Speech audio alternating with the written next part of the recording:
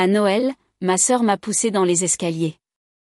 Ma famille a ri tandis que j'étais étendue en bas, le poignet cassé. Ma mère a dit, « Tu es toujours si dramatique. » Je n'ai pas discuté. J'ai fait ça. 3 jours plus tard, ils ont ouvert une lettre et sont restés sans voix. Ma sœur m'a poussé dans les escaliers le jour de Noël. Commençons par là. J'ai heurté le sol si fort que j'ai entendu mon poignet se briser. Je l'ai entendu avant de le sentir, ce qui était presque une bénédiction. La douleur est venue une seconde plus tard, vive et éclatante, remontant jusqu'à mon épaule. J'étais allongée en bas des escaliers, haletante, essayant de m'asseoir sans crier. Et d'en haut, j'ai entendu son rire. Puis la voix de ma mère. « Tu es toujours si dramatique. » C'est ce qu'elle a dit. Pendant que je tenais mon poignet cassé et que j'essayais de ne pas m'évanouir, personne n'est venu me voir. Personne n'a demandé si je pouvais bouger. Ils sont juste restés là à regarder. Mon père a dit quelque chose sur le fait que j'aurais dû être plus prudente. Mon petit frère a gloussé et a dit que cela ressemblait à quelque chose sorti d'un dessin animé. Je n'ai pas dit un mot. Je me suis levée lentement, une marche à la fois. Puis je suis allée dans ma chambre, j'ai pris mon ordinateur portable, mon chargeur et tout ce que je pouvais fourrer dans un sac d'une seule main. J'ai ramassé ce sac avec ma bonne main, et je suis sortie par la porte d'entrée. Personne ne m'a arrêtée. Personne n'a même demandé où j'allais. Laissez-moi revenir en arrière. Revenir en arrière est important parce que si je commence juste par la chute, vous pourriez penser que c'était un accident, une glissade, un moment maladroit. Ce n'était pas le cas. C'était la fin de quelque chose qui s'était construit toute ma vie. J'avais passé 8 heures à cuisiner ce jour-là. Le dîner de Noël, tout le repas. Poulet rôti, 3 accompagnements, dessert fait maison. J'ai nettoyé tout le rez-de-chaussée, plié les serviettes, même allumé des bougies. Tout ça parce qu'ils m'avaient dit qu'ils étaient trop occupés pour aider. Ma mère a dit qu'elle avait des délais pour son travail de graphiste. Mon père rattrapait ses factures en retard. Ma sœur avait un examen à étudier, ce qui était drôle vu qu'elle avait à peine ouvert un manuel depuis 2 ans. Alors ils m'ont demandé de cuisiner. Demander est généreux. Ils me l'ont dit, et j'ai dit oui parce qu'au fond de moi, une partie de moi, la partie qui croit encore aux choses stupides, pensait que peut-être cette année, ils remarqueraient, diraient merci, mangeraient ce que j'avais préparé et me regarderaient comme si j'étais importante. Au lieu de cela, mon père est entré, a regardé la table et a dit, « Un peu trop, tu ne trouves pas ?» Ma mère a demandé pourquoi la farce était froide. Cassandra, ma sœur, a juste souri d'un air suffisant et a dit, « Eh bien, au moins ça sent l'effort. » C'était le ton, du début à la fin. Je leur ai dit que j'avais juste besoin d'aller chercher les serviettes avant que nous nous asseyions. Elles étaient à l'étage dans le placard du couloir. Je suis montée les escaliers. Elle m'a suivi. « Tu es toujours dans le chemin ?» a-t-elle marmonné. « Je ne serai qu'une seconde » ai-je dit. « Tu dis toujours ça. » Et puis ses mains sur mon dos. Pas une poussée joueuse, pas une blague, juste une poussée. Et puis je suis tombée. Je n'ai pas crié. Je pense que cela a empiré les choses. Comme s'il n'avait même pas remarqué que quelque chose n'allait pas avant de me voir par terre. « Mon Dieu » a dit mon frère. « Tu viens de tomber ?» « Non » a répondu Cassandra. Elle l'a fait pour attirer l'attention. « Et ma mère, mon Dieu ?» Elle s'est penchée par-dessus la rampe et a dit, « Est-ce qu'on ne peut pas faire ça maintenant ?» Je suis allée à l'hôpital seule, j'ai pris un Uber, tenant mon poignet tout le long du trajet, respirant par petites bouffées serrées.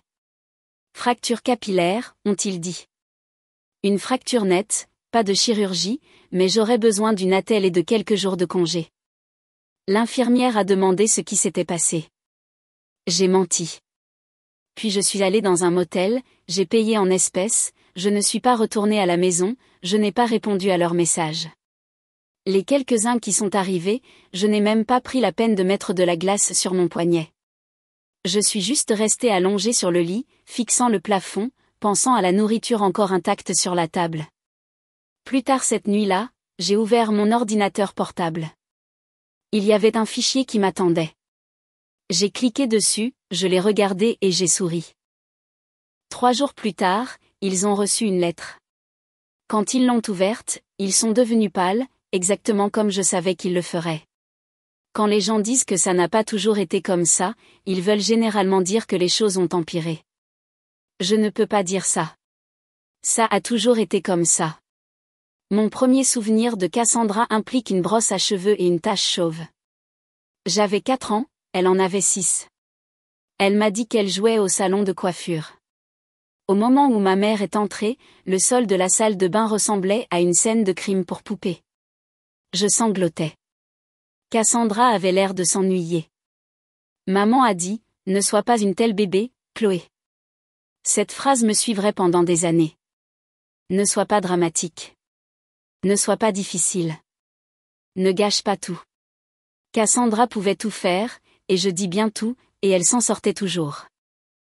Je l'ai une fois surprise en train de me frapper avec le talon d'une chaussure, une vraie chaussure. J'avais un bleu sur la tempe, et mon père a juste soupiré et a dit, « Vous devez apprendre à vous entendre, les filles. » Sauf que nous ne nous battions pas. Je me faisais frapper. Elle souriait. Et je ne ripostais jamais. Non pas parce que je ne le voulais pas, mais parce que je savais que cela ne servirait à rien. La seule fois où j'ai essayé de le signaler, je devais avoir 13 ans. J'ai dit à une professeure que ma sœur m'avait laissé des égratignures sur tout le bras. La professeure a dit qu'elle allait se pencher sur la question. Cette nuit-là, mes parents m'ont coincé dans le salon comme si j'étais en jugement. Tu veux détruire l'avenir de ta sœur ? Elle n'entrera jamais à l'université avec ça dans son dossier. Nous sommes ta famille et tu essaies de nous déchirer. Ma mère m'a giflé, la première et la seule fois. Elle a pleuré après, disant qu'elle avait juste peur pour Cassandra. Je l'ai cru à l'époque. Plus tard, j'ai réalisé qu'elle avait juste peur que quelqu'un commence à poser des questions à leur sujet. Après ça, j'ai arrêté de parler. Non pas que quelqu'un m'ait jamais vraiment demandé quoi que ce soit. Nous vivions dans la maison de ma grand-mère.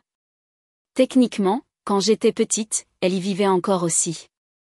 Dans la chambre au bout du couloir qui sentait toujours la lavande et les copeaux de crayon. Elle était la seule à prendre ma défense. Quand Cassandra m'a poussé une fois et que je me suis cogné le menton sur la table, ma mère a demandé ce que j'avais fait pour la provoquer. Grand-mère a dit, elle a 10 ans. Arrête de lui reprocher d'être dans le chemin, j'adorais cette chambre. Elle me laissait y rester quand j'étais malade et elle me faisait du thé au miel et passait ses doigts sur les taches de rousseur de mon bras en disant qu'elle ressemblait à des constellations. Elle m'appelait son étoile polaire. Je pense qu'elle savait ce qui se passait. Elle ne l'a jamais dit ouvertement, mais elle savait. Quand j'avais 14 ans, ils l'ont placée dans une maison de retraite. Des raisons médicales, disait-il, elle a besoin de meilleurs soins. Je savais la vérité. Elle posait trop de questions. Elle est morte 2 ans plus tard. J'avais 16 ans. Je me souviens surtout du froid aux funérailles. Il pleuvait à l'horizontale. Cassandra portait une robe si courte qu'elle ressemblait à une ceinture. Ma mère a fait un éloge funèbre qui a utilisé le mot « héritage » 5 fois et ne m'a pas mentionné une seule fois. Puis est venue la lecture du testament. Nous étions tous assis dans le bureau de l'avocat comme si c'était un jeu télévisé. Maman et papa chuchotaient, Cassandra envoyait des messages, moi j'essayais juste de respirer. Et puis l'avocat l'a lu. La maison, tout était placé dans une fiducie, ne devant pas être vendu, ne devant pas être partagé, juste détenu jusqu'à ce que Léo, mon jeune frère, ait 25 ans. À ce moment-là, la maison serait divisée également entre nous tous, maman, papa, Cassandra, Léo et moi. Mais il y avait une clause spécifique avec mon nom dessus. Si, à un moment donné avant le 25e anniversaire de Léo, je pouvais fournir des preuves crédibles de mauvais traitement, je gagnerais le droit exclusif à la propriété. Quiconque m'aurait maltraité perdrait sa part et serait expulsé. Il y eut un silence dans la pièce. Puis Cassandra a ri. « Waouh » a-t-elle dit. Elle est vraiment devenue la méchante de Disney sur ce coup-là. Mon père a rigolé. Ma mère a dit quelque chose à propos de vieilles femmes manipulatrices avec des favoris. Je suis restée là, figée. Elle m'avait cru. Elle m'avait réellement cru. C'était la première fois de ma vie que j'avais l'impression que quelqu'un voyait ce qui se passait et disait « ça suffit ». Bien sûr, ma famille ne l'a pas pris au sérieux. Pendant environ un mois après, les choses ont été étrangement agréables. Cassandra a arrêté de me frapper. Ma mère a arrêté de me crier dessus. Mon père a demandé si je voulais faire les courses. C'était très à la Stepford et très faux. Ça n'a pas duré. Au printemps, ils étaient de retour à la normale. Des commentaires désobligeants, des tâches ménagères qu'on me refilait, des blagues à mes dépens pendant le dîner. Cassandra m'a giflé une fois dans le couloir. Elle a dit que j'étais sur son chemin. Ma mère était juste là. Elle a dit, les filles, pas aujourd'hui. S'il vous plaît, arrêtez. Ne frappe pas ta sœur. Juste pas aujourd'hui. J'ai eu mon premier emploi quand j'avais 17 ans. Caissière dans un supermarché. 3 bus, 6 heures debout, salaire minimum. Mes parents ont immédiatement commencé à me faire payer un loyer. Puisque tu contribues maintenant, a dit mon père. Cassandra ne payait pas, Léo n'avait pas à payer. Seulement moi. J'ai payé, mais j'ai aussi économisé. Pas beaucoup. Pas assez pour partir, mais assez pour mettre un peu d'argent de côté chaque mois. Comme un écureuil qui cache de la nourriture avant l'hiver, et j'ai observé. J'ai remarqué à quel point Cassandra devenait toujours plus méchante quand personne d'autre n'était là. J'ai remarqué que ma mère ne me criait dessus que lorsque les portes étaient fermées. J'ai remarqué qu'il me traitait toujours de dramatique, quoi qu'il arrive. Alors, j'ai acheté une caméra, bon marché, à déclenchement de mouvement, reliée à mon ordinateur portable. Je l'ai installée au-dessus des escaliers, puis une dans la cuisine, puis dans le couloir. Ils ne l'ont pas remarqué. Je ne savais pas ce que je ferais avec les images. Je voulais juste les avoir. Je voulais des preuves parce qu'au fond de moi, je savais qu'un jour quelque chose se reproduirait. Et la prochaine fois, je ne serais pas seule en bas des escaliers à essayer de me convaincre que tout était dans ma tête. Le fichier n'avait même pas de nom, juste un horodatage. Mais je savais ce que c'était. Je me suis assise au bord du lit du motel, toujours vêtue du même jean de la veille de Noël, une chaussette manquante, le poignet lancinant, et j'ai cliqué. Pas de cérémonie, pas de popcorn, juste la lueur bon marché d'une lampe, l'odeur de vieux tapis, et une boule dans la gorge grosse comme un poing. Là, c'était le couloir de l'étage, figé à l'écran. Moi, à mi-chemin des escaliers, me dirigeant vers le placard à linge comme une idiote, essayant toujours d'être serviable. Cassandra m'a suivi. De près. Trop près. On pouvait voir l'expression sur son visage, ennuyée, impatiente, déjà agacée que j'existe. Elle a marmonné quelque chose que je n'ai pas pu distinguer, puis a levé les yeux au ciel comme si je venais de lui dire que je respirais à nouveau. Puis est venue la pousser. Ce n'était pas dramatique. C'est ce qui m'a frappé. Ce n'était pas cinématographique ou exagéré. Juste 2 mains, délibérées, fermes, me poussant dans le dos alors que j'étais en déséquilibre. Je me suis regardée tomber. La façon dont mes bras battaient, la façon dont mon pied glissait. J'ai heurté les escaliers comme une poupée de chiffon. Coudes, hanches, épaules, cognant une marche à la fois. Et puis j'ai vu mon propre corps gisant là, immobile. Un poignet plié dans le mauvais angle. Une assiette brisée au bas des escaliers comme un mauvais présage. Puis est venu le son. Mon Dieu, a dit Léo. Tu viens de tomber? Non, a claqué Cassandra. Elle l'a fait pour attirer l'attention. Et la voix de ma mère. Mon Dieu. Elle a traversé l'air, plate et froide comme de l'acier. On ne peut pas faire ça maintenant? C'est là que j'ai mis la vidéo en pause et que je suis restée assise à regarder mon propre corps à l'écran, ne ressentant absolument rien et tout à la fois. Ce n'était même pas la poussée ou la chute.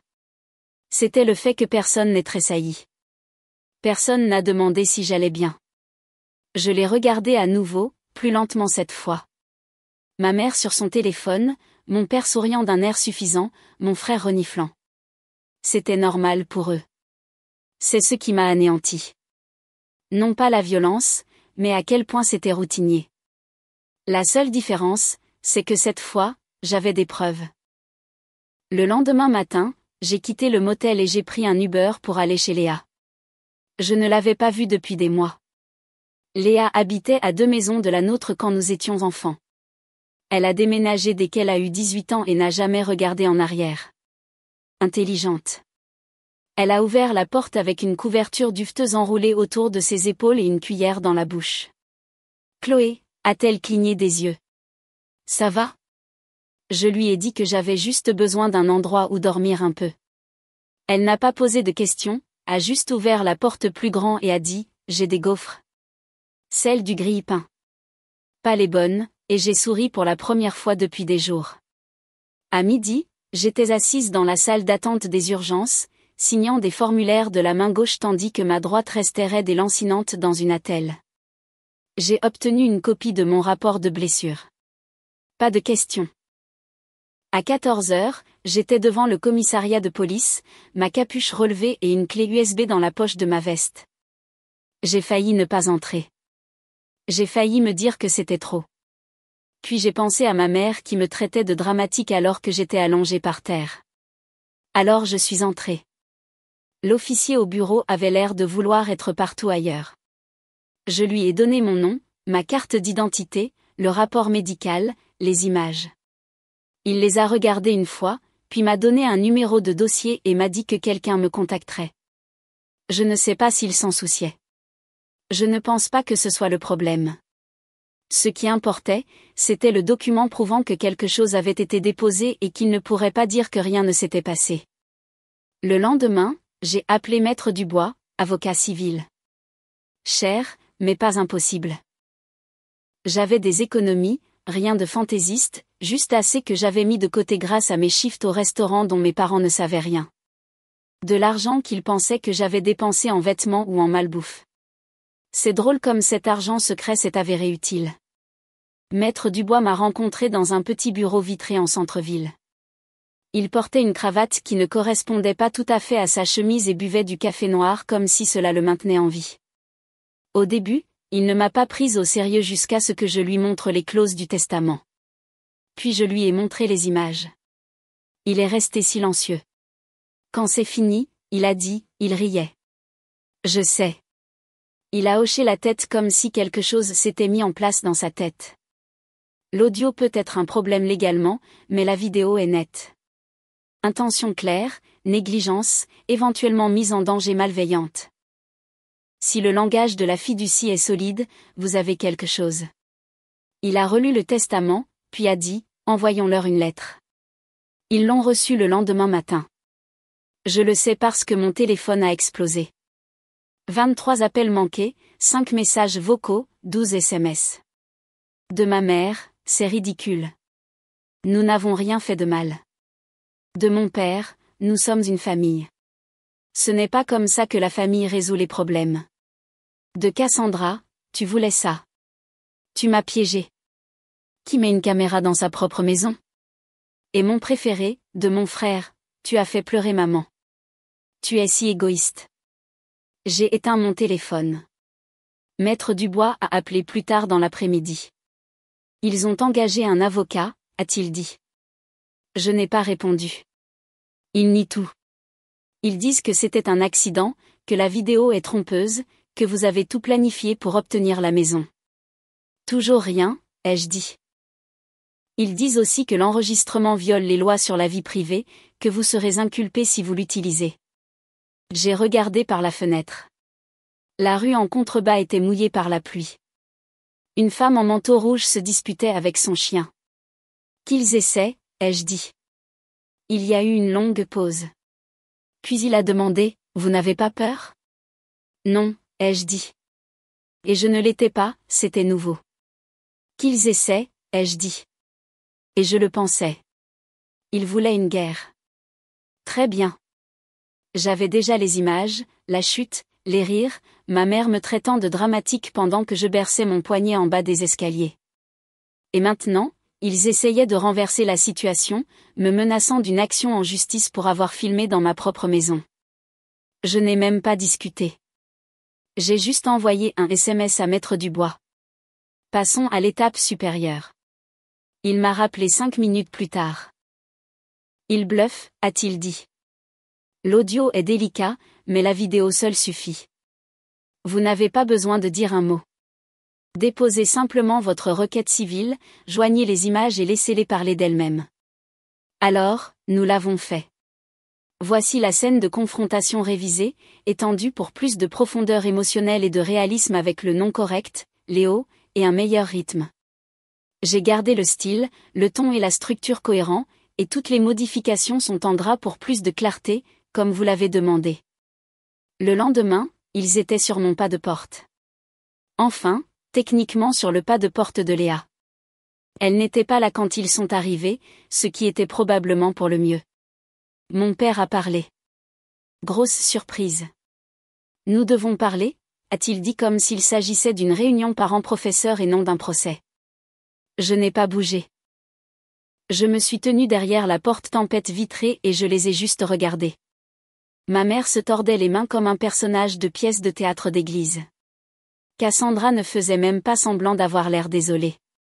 Et Léo, mon petit frère, avait les bras croisés comme s'il venait d'être puni sans raison. Je n'ai pas ouvert la porte. Je pense que tu exagères, a essayé papa à nouveau. Tu es tombé. Les accidents arrivent, n'est-ce pas? Je me suis cassé le poignet, ai-je dit à travers la porte. Tu étais dans le chemin, a marmonné Cassandra. Ne le fais pas, lui ai-je dit. Pas ici. D'accord, écoute, a dit papa, adoucissant son ton comme si j'avais à nouveau 6 ans. Cela va détruire toute la famille. Ta sœur vient d'être acceptée à l'université. Tu veux ruiner ça pour une seule poussée? J'ai dit, une seule blessure, une vie entière à être traitée comme de la merde. Maman a levé les yeux. Son visage était tendu entre la culpabilité et la fureur. Nous ne sommes pas venus ici pour nous battre, a-t-elle dit. Nous sommes venus pour te demander d'arrêter. Tu as fait ton point. J'ai failli rire. Mon point? Oui, a-t-elle claqué. Tu nous as embarrassés. Tu as transformé tout ça en un drame. Et pourquoi faire? Pour avoir été poussé dans les escaliers. Ce n'était pas comme ça, a claqué Cassandra. Je l'ai en vidéo, ai-je dit.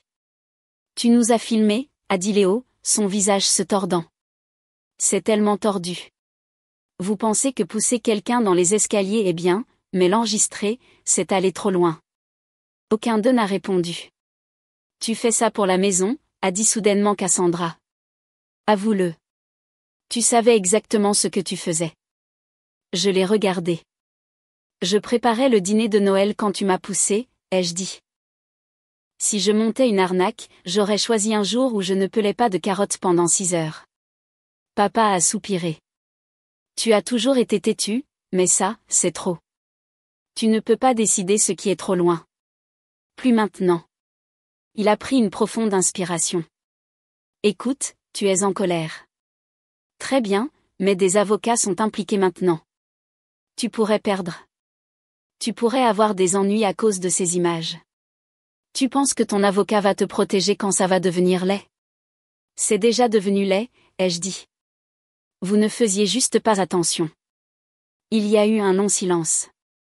Puis maman a réessayé, plus doucement cette fois. Tu n'es pas une victime. Alors pourquoi êtes-vous ici, ai-je demandé. Personne n'avait de réponse. Cassandra s'est avancée. Je n'ai pas voulu te pousser comme ça. J'essayais de passer. Tu bloquais les escaliers. Je t'ai juste poussé. Ce n'était pas. Tu m'as poussé, ai-je dit. Je suis tombée. Je me suis cassé le poignet. Je n'imagine pas. Je n'exagère pas. Et vous avez tous ri. Je n'ai pas ri, a marmonné Léo. J'ai juste. Je ne savais pas quoi faire. Ça fait 2 d'entre nous, a craqué la voix de maman. Tu veux vraiment que ça devienne public? Tu penses que le tribunal va voir en toi une petite victime parfaite? Je l'ai regardé longtemps. Non, ai-je dit, mais ils vous verront très bien. Je me suis reculé de la porte. Vous devriez partir. S'il te plaît, a dit papa. Ne fais pas ça. Vous l'avez déjà fait, ai-je dit. Tout ce que j'ai fait, c'est appuyer sur enregistrer, puis je suis parti. Je ne les ai pas regardés partir. Je n'en avais pas besoin. 2 semaines de plus se sont écoulées. Puis Maître Dubois a rappelé. Ils ont proposé un règlement, a-t-il dit. Je n'ai pas répondu. Ils offrent la pleine cession de la maison. Tous les droits de résidence sont annulés. Ils déménageront dans les 30 jours, renonceront à leur part de la fiducie et accepteront de ne plus jamais vous contacter. Toujours rien, ai-je dit. Il y a une condition, a ajouté Maître Dubois. Je savais déjà ce que c'était. Si vous retirez les accusations, a-t-il dit, et acceptez de ne pas diffuser les images publiquement. J'ai regardé par la fenêtre. Il neigeait à nouveau, de légers flocons dérivant comme de la cendre. Je me suis demandé s'ils avaient commencé à faire leur bagage. Parlez-moi du côté criminel, ai-je dit. Si vous poursuivez, a dit Maître Dubois, avec cette vidéo, votre sœur pourrait faire face à des accusations d'agression criminelle. Elle pourrait faire de la prison. Ce n'est pas garanti, mais c'est très possible. Et si j'accepte l'accord, elle plaide coupable pour un délit, des travaux d'intérêt général, pas de prison, pas de casier judiciaire qui lui coûterait l'université. J'ai pris une inspiration, l'ai expirée lentement. Va-t-elle admettre sa culpabilité? Oui, a-t-il dit. C'est dans les papiers. Elle admettra qu'elle vous a poussé. Ce sera scellé, mais ça existera et la maison vous appartiendra entièrement. J'ai fermé les yeux. C'était ça. Le moment. La chose qu'ils n'auraient jamais cru voir arriver. Le jour où quelqu'un leur a tenu tête et qu'ils n'ont pas pu s'en sortir avec du charme, de la manipulation ou des larmes de crocodile. Ils voulaient le pardon sans conséquence. Mais j'avais vécu avec les conséquences toute ma vie. Chaque bleu, chaque tache, chaque fois que j'ai pleuré et qu'on m'a dit que j'en faisais trop. Ils auraient pu arrêter ça il y a des années, à n'importe quel moment. Ils ne l'ont pas fait. Je n'ai pas souri. Pas vraiment. Mais j'ai dit, d'accord, nous avons un accord. Cassandra a eu 60 heures de travaux d'intérêt général. Pas de prison, pas de casier judiciaire. Elle aura probablement toujours son diplôme. Elle aura toujours une vie.